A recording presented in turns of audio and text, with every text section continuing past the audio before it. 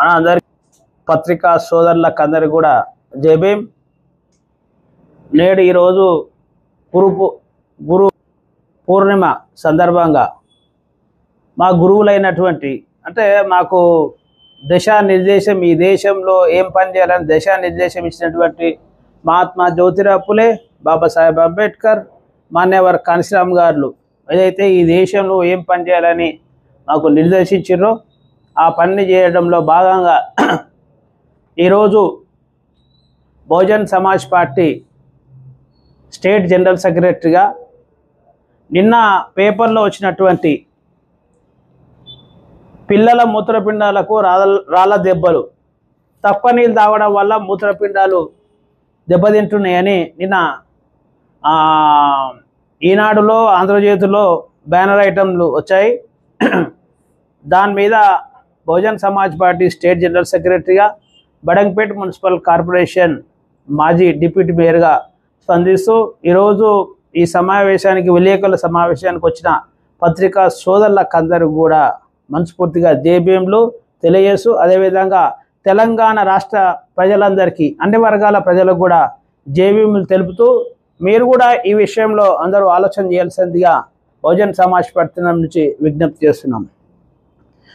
సోదరులారా, నిన్న మనము రెండు పేపర్లను మనం ముఖ్యంగా మెయిన్ పేపర్లు చూసినట్టయితే ఈనాడు కావచ్చు, ఆంధ్రజ్యోతి కావచ్చు, ఈ రెండు పేపర్లో బ్యానర్ ఐటమ్ వచ్చింది. ఏమన్నా వచ్చిందంటే చిన్నపిల్లలు మంచినీళ్ళు తాగకపోవడం వల్ల లేకపోతే ప్రాసెసింగ్ ఫుడ్ ఏదైతే తినడం వల్ల ఉస్మానియాలో గత 6 నెలల నుండి టెస్టులు చేస్తే అంటే అబ్జర్వేషన్ చేస్తే 109 మంది పిల్లలకు ఇన్వెస్టిగేషన్ చేస్తే మంచినీళ్ళు తాగకపోవడం వల్ల మరి మూత్రపిండాలు దెబ్బతింటున్నాయనే దాని మీద ఒక రిపోర్టు ఉస్మానియా మెడికల్ కాలేజ్ వాళ్ళు రిపోర్ట్ సబ్మిట్ చేసిరు. ఇది ఈనాడు, ఇది ఆంధ్రజ్యోతిలో వచ్చిన ఐటమ్ ఇది. అయితే ఇక్కడ ఒక విషయం ఉన్నది, మీరు గమనించాలి. ఉస్మానియా హాస్పిటల్కు ఎవరు వెళ్తారు అనేది చాలా ముఖ్యమైన పాయింట్. నేటి ఈ సమాజంలో ఈ రోజుల్లో ప్రభుత్వ హాస్పిటళ్లకు, అది కూడా ముఖ్యంగా ఉస్మానియా హాస్పిటల్కు ఏ ప్రజలు వెళ్తారు? డబ్బులు లేని వాళ్ళు, ప్రైవేట్ హాస్పిటల్లో చూపించుకోలేని వాళ్ళు, ఎక్కడ కూడా ఇబ్బంది అంటే ఎక్కడ కూడా వాళ్ళకి ఏం అర్థం కాక ఏదో ఒక సార్నో లీడర్నో పట్టుకొని ఉస్మానియా హాస్పిటల్కి పోయి వాళ్ళు వాళ్ళ రోగానికి చెప్పుకోవడానికి ఉస్మానియా హాస్పిటల్ పరిస్థితి ఉన్నది. ముఖ్యంగా ఉస్మానియా హాస్పిటల్లో 100కి 90 మంది ఎస్సీ ఎస్టీ బీసీ మైనార్టీలే అక్కడ పేషెంట్లుగా ఉంటారు. 100కి 90% మంది ఎస్సీ ఎస్టీ బీసీ మైనార్టీలు, అగ్రకుల పేదలు కూడా ఉండే అవకాశం ఉంది, కానీ తక్కువ శాతం ఉండే అవకాశం ఉంది. నాకు తెలిసి ఈ 109 మంది పిల్లలు ఎవరైతే ఇన్వెస్టిగేషన్ చేసిరో ఉస్మానియా హాస్పిటల్లో ఆ పిల్లలు వాళ్ళు 99% బహుజనులు అనే విషయాన్ని మేము స్పష్టం చేస్తున్నాం. 99%.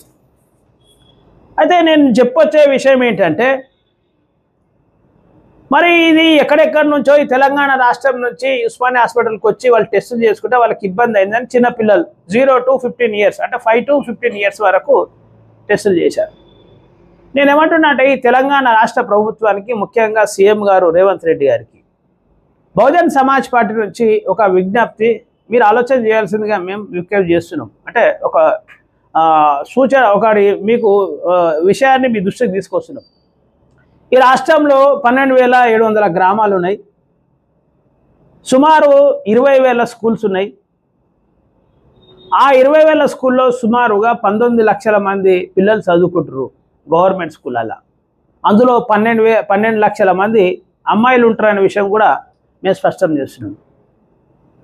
అంటే నేటి ఈ మన గవర్నమెంట్ స్కూళ్ళ రిపోర్టు కానీ పరిస్థితిని కానీ గమనిస్తే రాష్ట్రంలో ఏ ఒక్క గవర్నమెంట్ స్కూల్లో కూడా టాయిలెట్స్ మంచిగా లేవనే విషయము ప్రభుత్వానికి తెలుసు, ప్రతిపక్షాలకు తెలుసు, మాలాంటి వాళ్ళకి తెలుసు, మీలాంటి వాళ్ళకు కూడా తెలుసు.